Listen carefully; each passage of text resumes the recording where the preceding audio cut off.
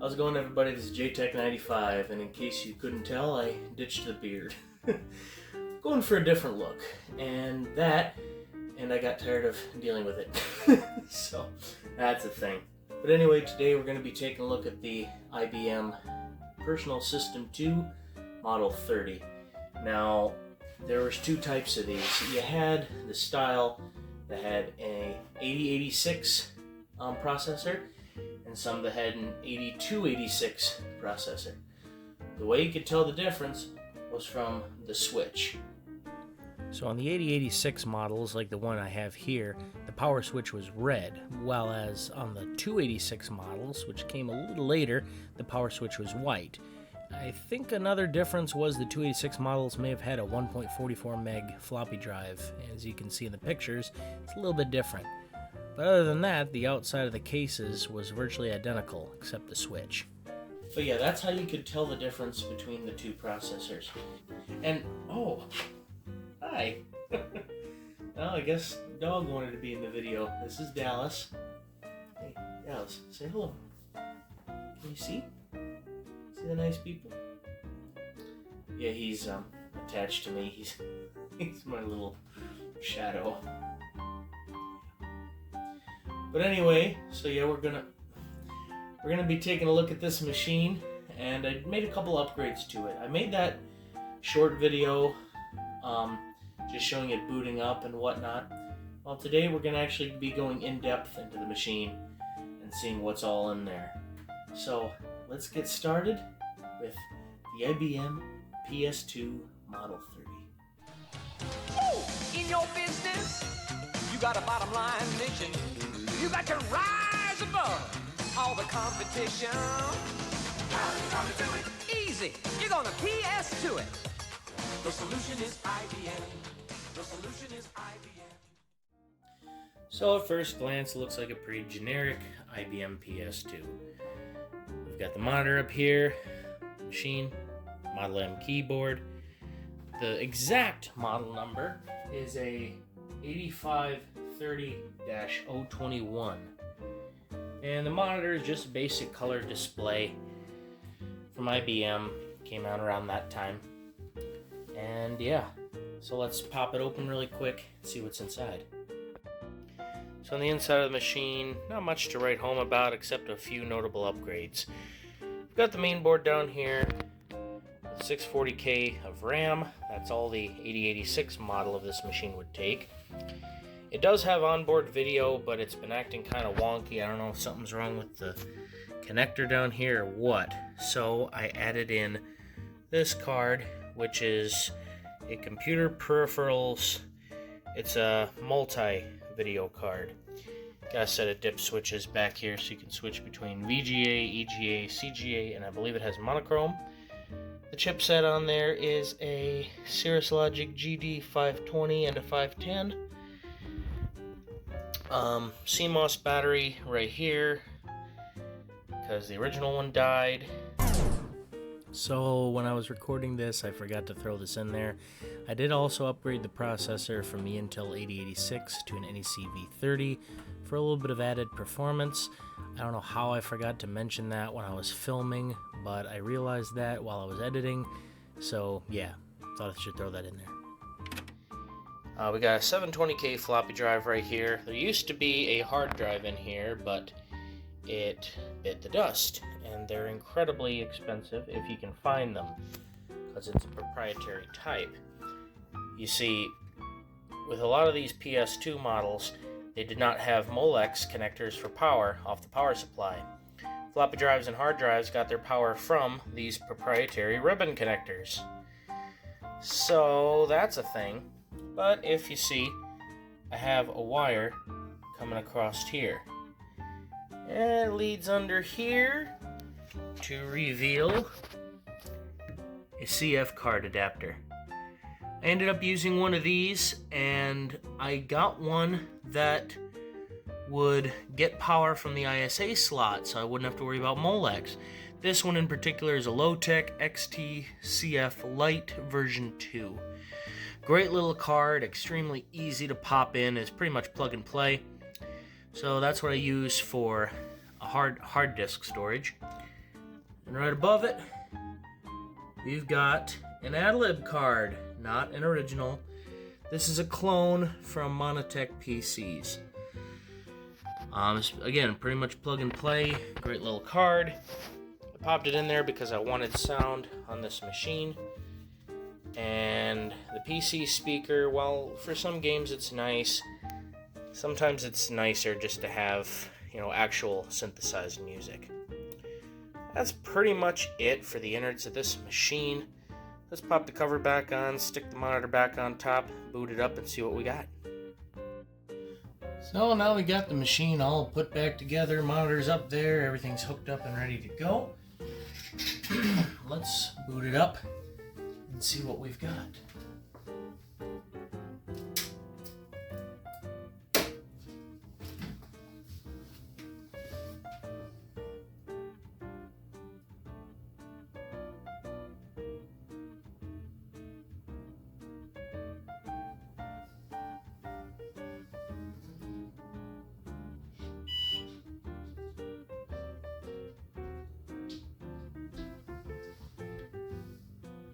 Go.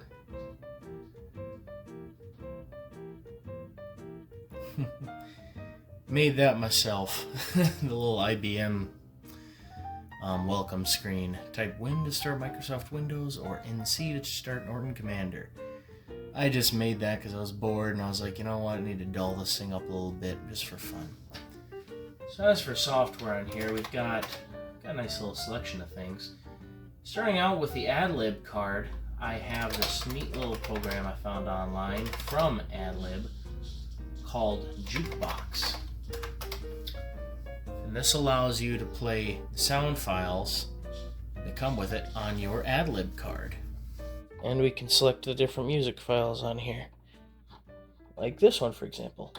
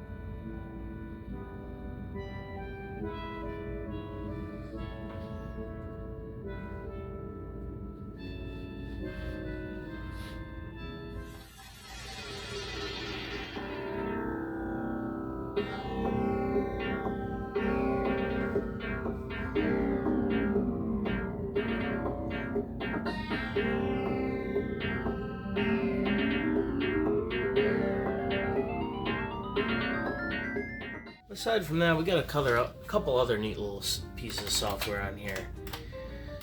So, for example, we do have a couple of small benchmarking tools. I put those on just to see what I could do with it. Like I said, I put a NEC V30 in here, and I use that to replace the original Intel 8086, and it did help a bit.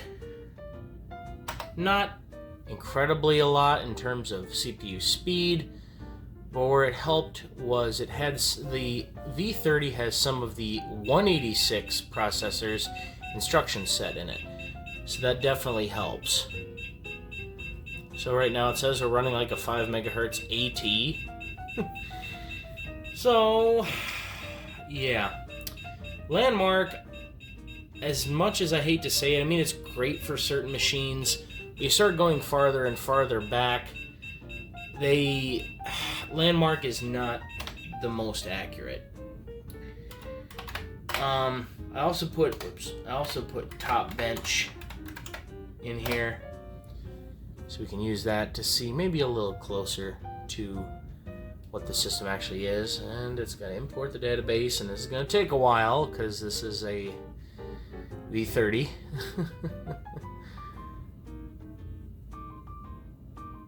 And moving right along. There we go. So we'll go down to benchmark, we'll do real-time benchmarking. So, it closely matches the following entry, an IBM PS2 Model 25 NEC-V30.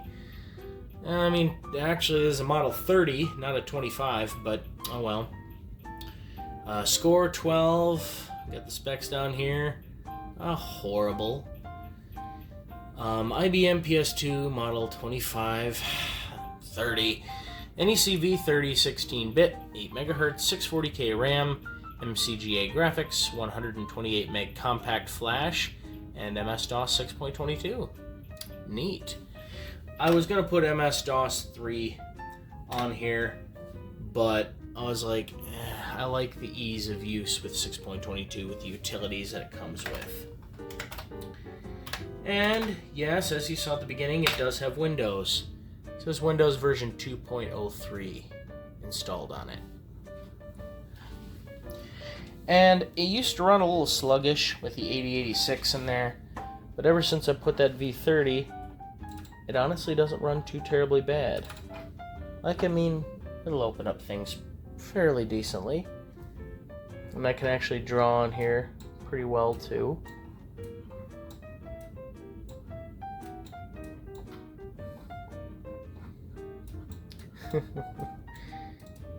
Yep. Like I said, somewhat decently. No, I don't want to save that. That's terrible. And I hate doing this to myself, but we're gonna try out reversing.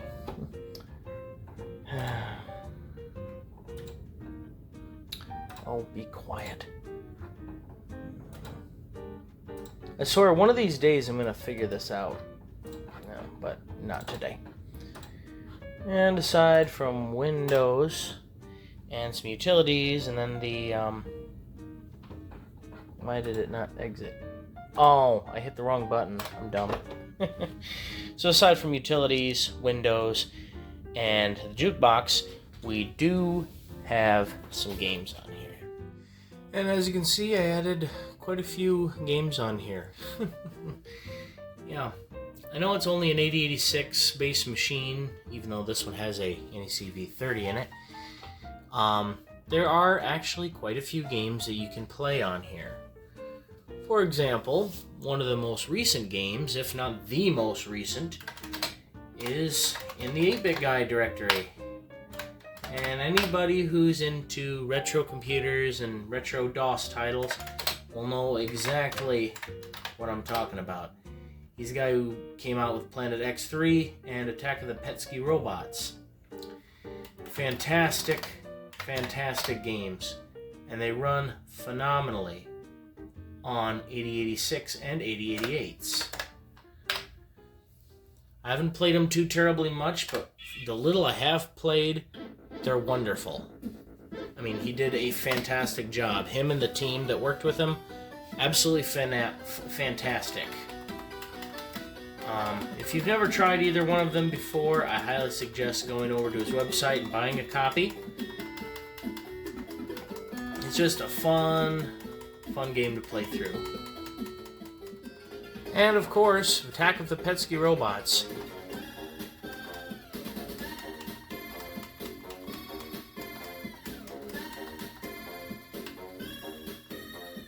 And there's a lot of other games you can play on these machines from back in the day as well. Games like Loom here are a lot of fun to play.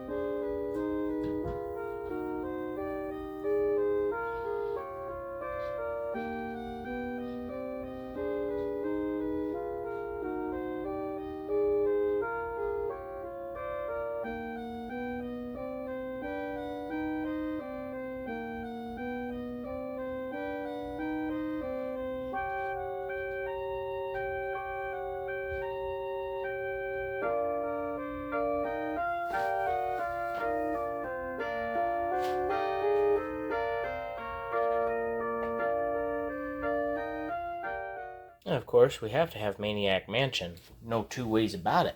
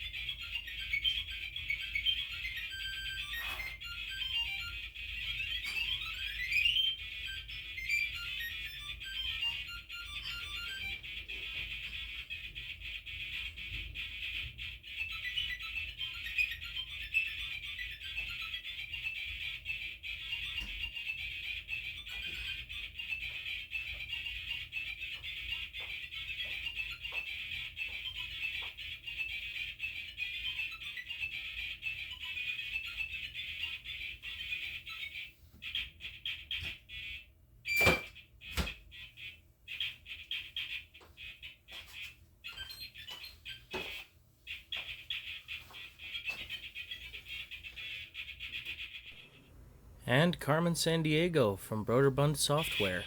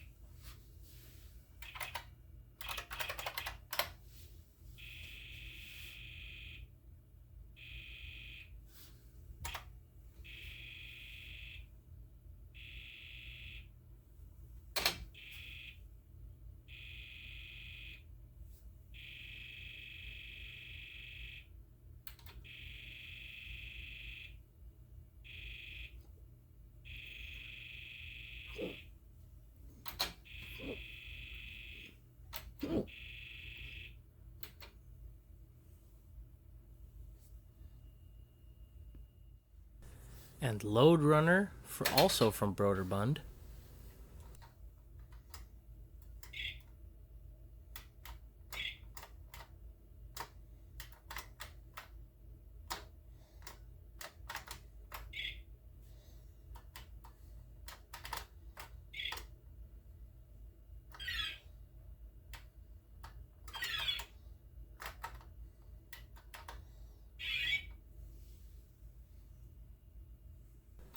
And who could forget good old Commander Keen?